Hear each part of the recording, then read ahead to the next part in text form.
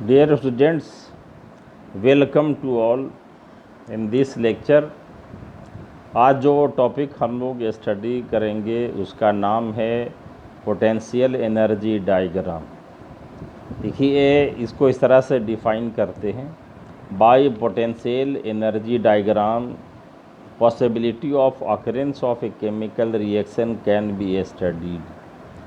मतलब कोई भी केमिकल रिएक्शंस किस डायरेक्शंस में पॉसिबल होगा और इसमें ये किस तरह के ये इंटरमीडिएट्स फॉर्मेशंस होंगे और ये प्रोडक्ट में किस तरह से बदलेगा, इसके बारे में हम लोग स्टडी करते हैं। तो देखिए, in any chemical reaction A reactant in presence of A reagent and under certain reaction condition can only be converted into product if it reactant must cross a certain barrier called free energy of activation denoted as delta G star। देखिए, मतलब कोई भी जो chemical reaction है उसमें reactant product में तभी बदलेगा जब वह एक सर्टेन एनर्जी बैरियर को क्रॉस करे, और इसे हम लोग क्या है, ये पोटेंशियल, इसे हम लोग ये फ्री एनर्जी ऑफ एक्टिवेशन कहते हैं। देखिए ये पोटेंशियल एनर्जी डायग्राम को यहाँ पर देखिए ये दिखाया गया है। यहाँ पर ये रिएक्शन कोऑर्डिनेट है एक्स एक्सिस पर और वाई एक्सिस पर ये पोटेंशियल एनर्जी है। ये डेल्टा जी ये रिएक्टेंट की एनर्जी है और डेल्टा जी एफ स्टार ये ट्रांजिशन स्टेट में है और ये डेल्टा जी आर स्टार ये प्रोडक्ट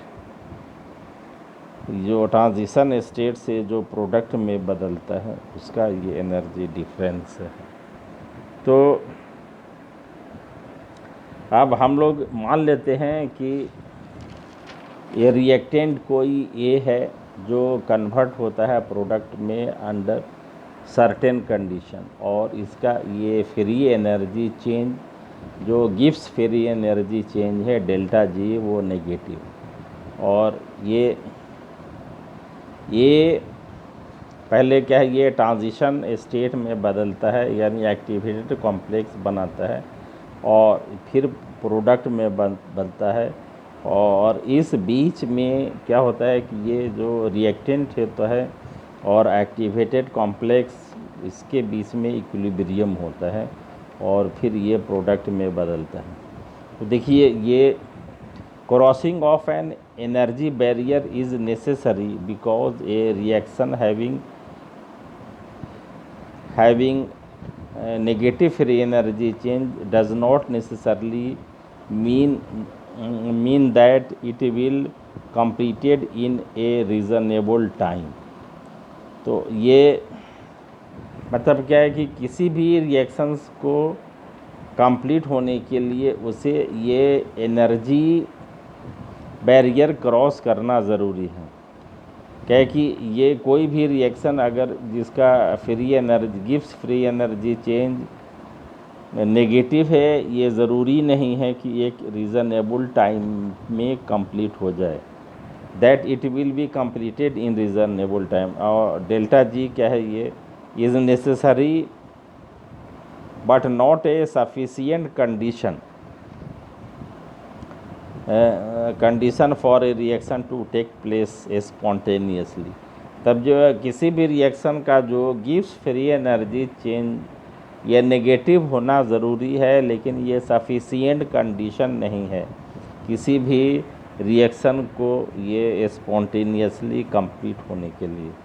अब देखिए delta G F is free energy of activation for forward reaction. यहाँ पर जो ये एनर्जी प्रोफाइल डायग्राम में बताया गया है for forward if the reaction represented by energy profile diagram is reversible delta G R star must be greater than delta G F. अब देखिए कि when two or more molecules have progressed in to the top of the curve of the energy profile diagram, then the transition state is applied to the position of nuclei and electrons. इसका मतलब क्या हुआ कि अगर दो या दो से ज़्यादा मॉलिक्यूल आपस में ये रिएक्ट कर रहे हैं और ये ट्रांजिशन स्टेट को पहुंच गए हैं, तब क्या है कि तो इस केस में ये अप्लाई न्यूक्लियाई को और इलेक्ट्रॉन्स के केस में होगा। And the transition state has a definite geometry. और इस केस में क्या होगा कि ये जो ट्रांजिशन स्टेट जो होगा ये इसकी एक डिफिनेट ज्योमेट्री होगा और चार्ज का डिस्ट्रीब्यूशन होगा, लेकिन इसका हैविंग नो डेफिनेट एग्जिस्टेंस, इसका एग्जिस्टेंस जो है वो डेफिनेट नहीं होगा। The system in transition state is called activated complex. और ये ट्रांजिशन जो and the system in transition state is called activated complex. और ये ट्रांजिशन स्टेट में जो सिस्टम एग्जिस्ट करेगा उसे हम लोग क्या बोलेंगे, एक्टिवेटेड कॉम्प्लेक्स।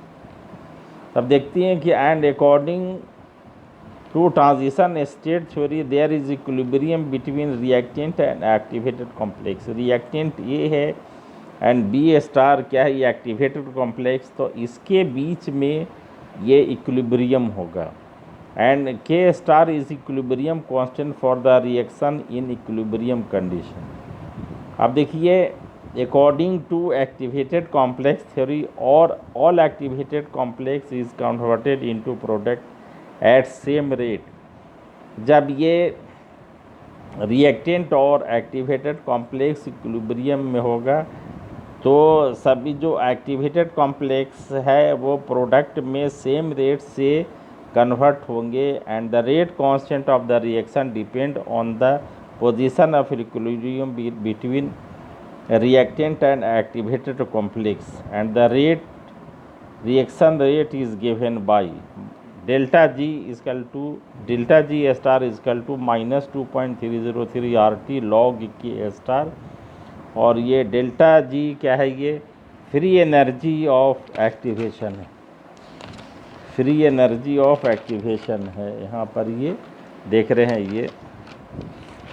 अब देखिए ये जो अगर ये क्या है कि जो एक्टिवेटेड कॉम्प्लेक्स और रिएक्टेंट है, अगर ये दोनों इक्विलिब्रियम में होता है तो ये क्या है कि ये इक्वेशन ये एप्लीकेबल होगा यहाँ पर ये। And from this relation it is evident the higher the value of free energy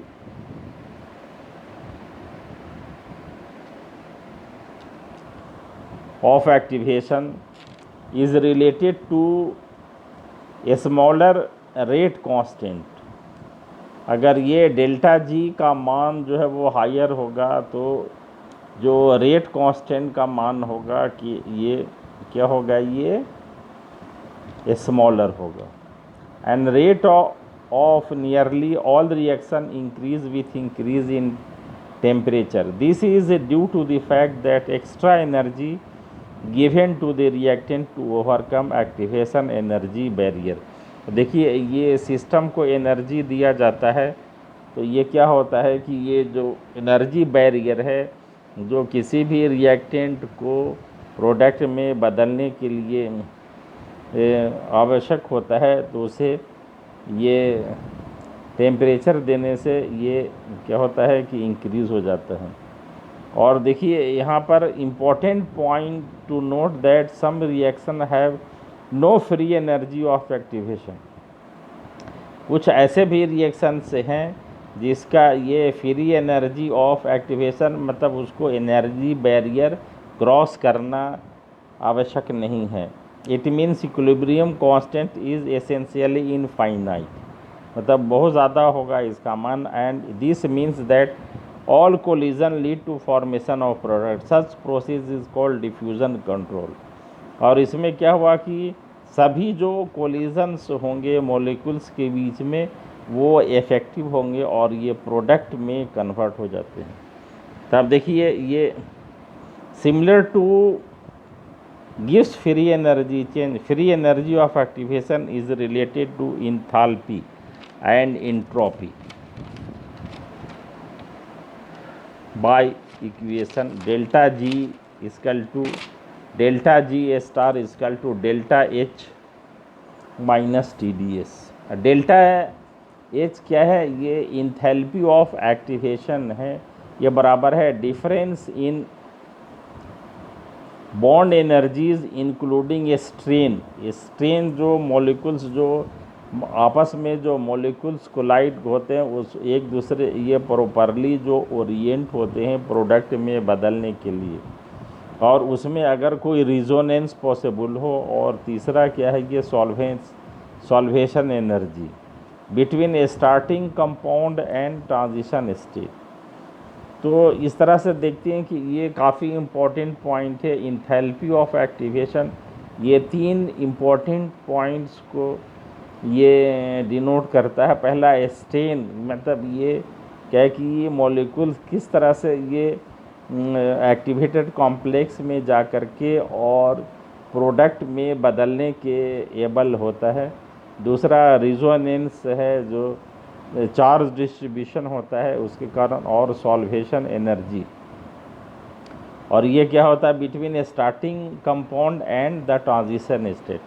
delta S star ये एंट्रोपी ऑफ एक्टिवेशन, ये क्या? Difference in entropy between starting compound and the transition state, and it has a great importance in explaining chemical reaction, especially organic reactions।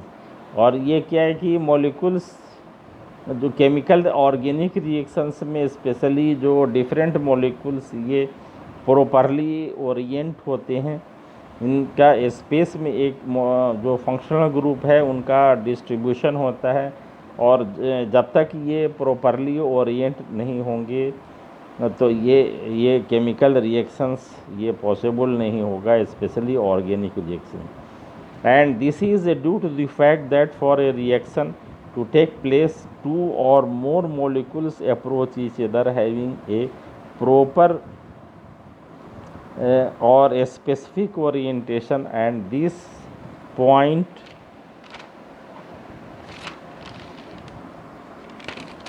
of proper orientation is of great importance especially of chemical reaction। अब देखिए ये एक example लिया गया है ये alkyl chloride का, और OH minus hydro as a base ये प्रोटोन एब्स्ट्रैक्ट करता है। तो देखिए यहाँ पर क्या H जो अल्काइल क्लोराइड का और क्लोरीन एटम ये एंटी एक दूसरे के हैं, और OH माइनस जो हाइड्रोक्साइड माइनस है ये हाइड्रोजन एटम के पास होता है, और इसे ये एज ए प्रोटोन एब्स्ट्रैक्ट कर लेता है ये, और अल्कीन का फॉर्मेशन होता है।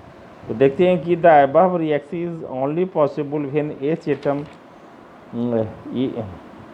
is anti to chloro group, that is they are properly oriented, and OH group is near to H atom. If OH, H and Cl are not properly oriented, the reaction will not be possible। तो इस case में क्या है कि अगर ये properly oriented नहीं होते हैं तो ये रिएक्शन पॉसिबल नहीं होगा, और इस तरह से ये कहा जा सकता है कि ये रिएक्शन को कंप्लीट होने के लिए मॉलिक्यूल्स या आयंस को एक ये पॉसिबल अरेंजमेंट ज़रूरी है स्पेस में। And in this process there is a decrease in entropy, that is delta S star is negative। तो यहाँ देखते हैं कि ये डेल्टा S स्टार क्या होगा, ये एंट्रोपी ऑफ एक्टिवेशन ये नेगेटिव होगा यहाँ पर। तो इस तरह से देखते हैं कि ये